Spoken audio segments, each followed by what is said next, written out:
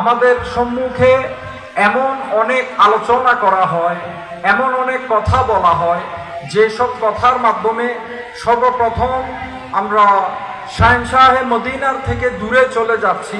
আল্লাহর নবীর প্রতি যে ভালোবাসা, ভক্তি, শ্রদ্ধা, সম্মানবোধ সাহাবায়ে কেরাম থেকে আমরা শিক্ষা লাভ করি, ওই সকল শ্রদ্ধা থেকে আমরা দূরে সরে যাচ্ছি। আল্লাহর নবীর ভালোবাসা থেকে আমরা গাফেল হয়ে যাচ্ছি। এমনকি আল্লাহর ওলিদের থেকে দূরে সরানোর জন্য বিভিন্নভাবে ছলে বলে কৌশলে আমাদের সাথে ছলনা করা হচ্ছে, প্রতারণা করা হচ্ছে। যে সকল প্রতারণার কারণে আমরা দোজাহানের বাদশা নবীর প্রেম থেকে বঞ্চিত হই এবং দোজাহানের বাদশা নবীর ওই সমস্ত প্রতিনিধি যিনারা ইলমে শরীয়ত এবং ইলমে তরিকতের জ্ঞান রাখেন, যেই সমস্ত ব্যক্তিকে আল্লাহ পাক রব্বুল ইজ্জত নফল ইবাদত করার জন্য, আল্লাহকে ডাকার জন্য, ইহদিনাস সিরাতাল মুস্তাকিমের পথে চলে ফিরে নিজের নফসের সাথে জিহাদ করার জন্য ভালোবাসা স্বরূপ আল্লাহ যাদেরকে নিজের বন্ধুত্ব দান করেছেন, ওই সমস্ত হক্কানি ওলি আল্লাহদের থেকে আমাদেরকে আজ দূরে সরিয়ে দেওয়া হচ্ছে। আমরা দ্বীন ইসলাম সম্পর্কে অবগত না হওয়ার কারণে, কোরআন হাদিস সম্পর্কে আমরা যথেষ্ট ধারণা না রাখার কারণে আমাদেরকে এভাবে করে দূরে সরিয়ে দেওয়া হচ্ছে। আমরা যদি নবীর থেকে দূরে সরে যাই, তাহলে মনে রাখবেন আপনি হয়তোবা জন্মগত পারিবারিকভাবে আপনি মুসলমান হয়েছেন, কিন্তু আপনি যেই সকল আমল সমূহ করবেন, আপনার আমল সমূহ আপনার জন্য কোনো ধরনের কোনো কাজে আসবে না যদি পেয়ারা নবীর ভালোবাসা, মহব্বত আপনার অন্তরের মধ্যে গেঁথে না যায়। তাহলে আল্লাহ পাক রব্বুল ইজ্জত আপনাকে কখনো ঈমানের স্বাদ দান করবেন না। ঈমান যদি পেতে চান, তাহলে নবীর সাথে সম্পৃক্ত থাকতে হবে। আপনি চান কিংবা না চান, আপনি ইচ্ছাকৃতভাবে সম্পৃক্ত হন কিংবা না হন। আল্লাহ সূরা মুনাফিকুনের মধ্যে বলেছে, মুনাফিকদেরকে যখন বলা হয় এসো আল্লাহর নবী তোমাদের জন্য ক্ষমা প্রার্থনা করবে, ওই সময় তারা তাদের মুখ কালো করে ফেলে, মুখ ফিরিয়ে নেয়, তারা নবীর দিকে রুজু হতে চায় না, তারা নবীর সান্নিধ্যের মধ্যে যেতে চায় না। মনে রাখবেন, কোরআন আমাদেরকে শিক্ষা দেয়, যে ব্যক্তি নবীর সহবতে যেতে চাইবে না, সেগুলো হচ্ছে মুনাফিকের চিহ্ন। মুনাফিকরা নবীর কথা শুনলে নবী তাদের গুনাহের মাফ চাইবে আল্লাহর দরবারে। এই কথা বললে যদি কারোর মুখ কালো হয়, তারা হচ্ছে মুনাফিক। যদি কেউ মুখ ফিরিয়ে নেয়, তারা হচ্ছে মুনাফিক।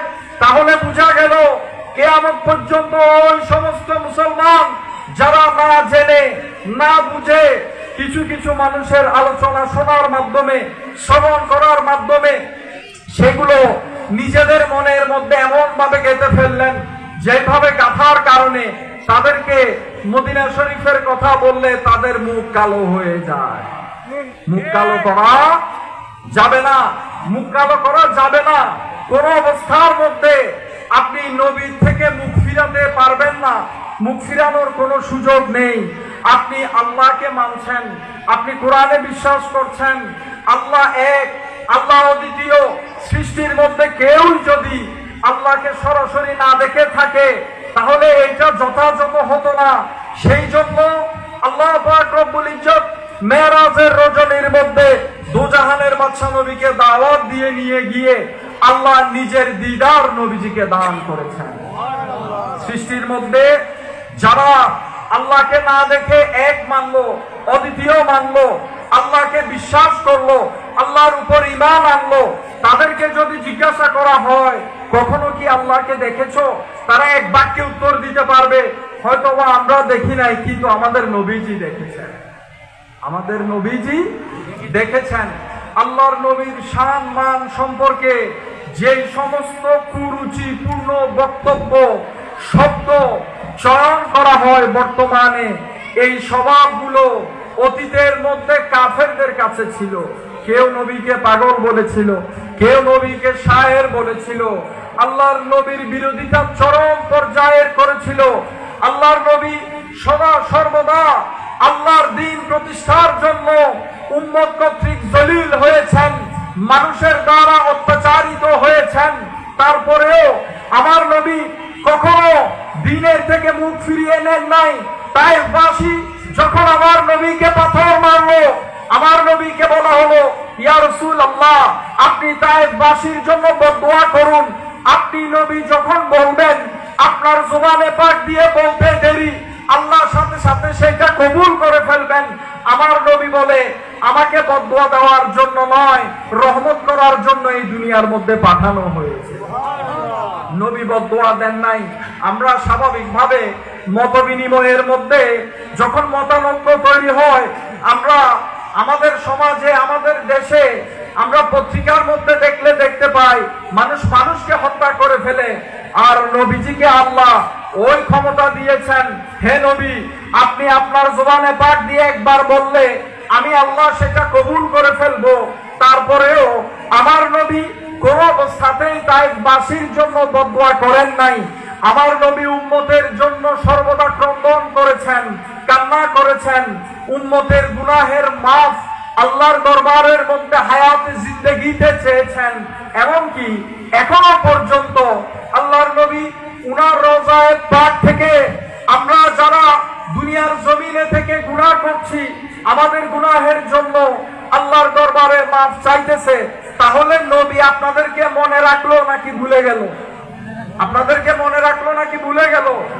নবী যদি আপনাদেরকে মনে রেখে থাকে, নবী যদি আপনাদের জন্য শাফাআত করবে হাসরের মাঠে, এইটার জন্য আমার নবী হাসরের মাঠে উম্মতে মুহাম্মদীকে শাফাআত করে জান্নাতে নিয়ে যাবেন। তাদেরকে ফেলে আমার নবী জান্নাতে যাবে না। আপনি যখন ওই নবীকে নিয়ে একটা কুরুচিপূর্ণ কথা বলেন, আপনি যখন ওই নবীকে নিজের সাথে তুলনা করেন, আপনি যখন ওই নবীর সামনে বেয়াদবি হবে এমন অনেক শব্দ চয়ন করেন, তাহলে সোনার মদিনার মধ্যে নবী খুশি হয় নাকি বেজার হয়? খুশি হয় নাকি বেজার হয়? বেজার হয়। নবী কষ্ট পায়। নবী যদি কষ্ট পায়, ওই মুসলমানিত্বের কোনো দাম নাই, কোন অবস্থার মধ্যে কোনো দাম নাই। নবীর ব্যাপারে শব্দ চয়নটাও আল্লাহ শিখিয়েছেন। নবীর ব্যাপারে শব্দ চয়নও আমার আল্লাহ শিখিয়ে দিয়েছেন। যখন নবী সাহাবায়ে কেরামের সাথে কথা বলতেন, তখন একটা শব্দ বলা হতো, রাইনা, আমাদের দিকে দৃষ্টিপাত করুন, আমাদের কথা শুনুন। কিন্তু ইহুদিদের ভাষায় এই রাইনা শব্দটি খারাপ অর্থে ব্যবহার হতো। মূর্খ, বোকা, গর্ধব এই ধরনের শব্দে অন্য ভাষায় এই শব্দটা ব্যবহার করা হতো। তো ইহুদিরা আমার নবীর সামনে বসে রায়না বলে খুব আনন্দ পেত। তার কারণ হলো, তারা চিন্তা করতো এটা তো আমাদের ভাষায় একটা খারাপ শব্দ, মূর্খ বললাম, বোকা বললাম, কিন্তু তাদের ভাষায় আমাদের দিকে দৃষ্টিপাত করুন। তো এখন আমরা এটা বললেও তারা আমাদেরকে কিছু বলতে পারছে না। আমার নবীর একজন সাহাবী এটা খেয়াল করলেন। খেয়াল করার পর ইহুদিদের সাথে তিনি তর্কে লিপ্ত হলেন। তাদেরকে বললেন যে তোমরা কোন অর্থে আমার নবীকে রায়না বলো সেটা আমরা জানি, আমি সেটা জানি। তখন তারা বলল যে তোমাদের যে সমস্ত মুসলিম ভাইয়েরা আছে তারাও তো এই শব্দটা ব্যবহার করে। আল্লাহর নবীর আশিকের থেকে এটা সহ্য হলো না, উনার মনক্ষুণ্ণ হলো। অন্য ভাষায় এটা খারাপ অর্থে ব্যবহৃত হলেও আমার নবীর শানে যখন এই কথাটা চলে আসলো, আমার নবীর সাহাবী সেটা সহ্য করতে পারেন নাই। আল্লাহর থেকে এটা পছন্দ হয় নাই। আল্লাহ আয়াত নাযিল করে দিলেন, ইয়া আইয়ুহাল্লাযীনা আমানু লা তাকুলু রাইনা ওয়া কুলু উনজুরনা। হে ঈমানদারগণ, এখন থেকে তোমরা আর রাইনা বলিও না, এখন থেকে বলবে উনজুরনা। হে নবী, আপনি দয়া করে, আপনি মেহেরবানি করে আমাদের দিকে দৃষ্টিপাত করুন। তাহলে আরবি ভাষার মধ্যে রায়না শব্দটা যদিও ভালো, অন্য ভাষার মধ্যে এটা খারাপ হওয়ার কারণে এমন অর্থ, যে অর্থ নবীর শান ও সায়ার সাথে মানানসই না, এমন অর্থ ব্যবহার কাফেররা করছে। সেই জন্য সাহাবী কষ্ট পেল। শুধু সাহাবী নয়, আল্লাহ বলে আমি খোদার কাছেও এটা পছন্দ হয় নাই। সেজন্য আল্লাহ শব্দ শিখিয়ে দিচ্ছেন, রায়না বলিও না, উনজুর না বলো। যেই নবীর প্রতি একটা সামান্য শব্দ চয়নে একটু 19-20 হয়ে গেলে আমার আল্লাহ যদি সেটা অপছন্দ করে ফেলে, আল্লাহ তৎক্ষণাৎ আয়াত নাযিল করে দিচ্ছেন, আপনি সেই নবী সম্পর্কে যে কোনো একটা কথা বলার সময় আপনার থেকে 1000 বার চিন্তা করতে হবে। কিন্তু মুসলমানদেরকে দুই মত করার জন্য, মুসলমানদের ঐক্যের মধ্যে দ্বিমত নিয়ে আসার জন্য, ফাটল ধরানোর জন্য, মুসলমানদেরকে দলে দলে দলে দলে বিভক্ত করার জন্য ইহুদি এবং খ্রিস্টানদের যে ষড়যন্ত্র, সেই ষড়যন্ত্রের মূল এজেন্ডা হচ্ছে আমার নবী থেকে উম্মতকে দূরে সরিয়ে দেওয়া। সেই এজেন্ডার মধ্যে যেই মূল বিষয়গুলো আছে তার মধ্যে একটি নবীর থেকে উম্মতকে দূরে সরানো, 2 নাম্বার হচ্ছে ওলি আল্লাহদের থেকে মুসলমানদেরকে দূর করে দেওয়া। যারা ওলি আল্লাহদের থেকে দূরে চলে যাবে, ওই সমস্ত মুসলমানগণ নিমিষেই তারা ঈমান হারাবে। তারা আমার নবী সম্পর্কে যেই সব কথা বললে ঈমান হারানোর সম্ভাবনা আছে, ওই সব কথা অনায়াসে বলে ফেলবে। তাদের থেকে কোনো ডান বাম চিন্তা করার কোনো সুযোগ থাকে না। সেই জন্য নবী থেকে দূরে সরানোর, উম্মতকে যেই নবী থেকে দূরে সরানোর কৌশল ব্যবহার করা হয়েছে, কৌশলের মধ্যে অন্যতম প্রধান হাতিয়ার বানানো হলো আউলিয়া কেরামের থেকে আপনাদেরকে দূরে সরানো। আউলিয়া থেকে আপনাদেরকে দূরে সরানো। এতক্ষণ যে আলোচনা এখানে হয়েছে, ভিতর থেকে শুনলাম, সেখানে ওলি সম্পর্কে আলোচনা হয়েছে। ওলি হচ্ছে আল্লাহর বন্ধু। ওলি তিনি হন যিনাকে আল্লাহ ভালোবাসেন। আমরা আল্লাহকে ভালোবাসার দাবিদার, কিন্তু আল্লাহ যাদেরকে বেলায়েত দান করেন, ওই সমস্ত ব্যক্তিকে আল্লাহ স্বয়ং নিজেই ভালোবেসে ফেলেন। তাহলে সেই ব্যক্তিগুলো আল্লাহর বন্ধু হিসেবে বিবেচিত হয়। আল্লাহর বন্ধুর কাছে গেলে আল্লাহ পাওয়ার সেই শিক্ষা লাভ করা যায়। কিন্তু কোরআনে ওলিদের কথা থাকার পরেও, হাদিসে ওলিদের কথা থাকার পরেও আজকে আমরা ওলি আল্লাহদের থেকে দিন দিন দূরে সরে যাচ্ছি। যে কোনো ভাবে, যে কোনো কারণে আমরা আল্লাহর ওলিদের থেকে দূরে সরে যাচ্ছি। এটা উম্মতের জন্য ভালো কিছু নয়, এটা কল্যাণ বয়ে আনবে না। দ্বীন ইসলাম পৃথিবীর জমিনের মধ্যে আল্লাহর ওলিরা প্রচার করেছেন, আল্লাহর ওলিরা ছড়িয়ে ছিটিয়ে দিয়েছেন।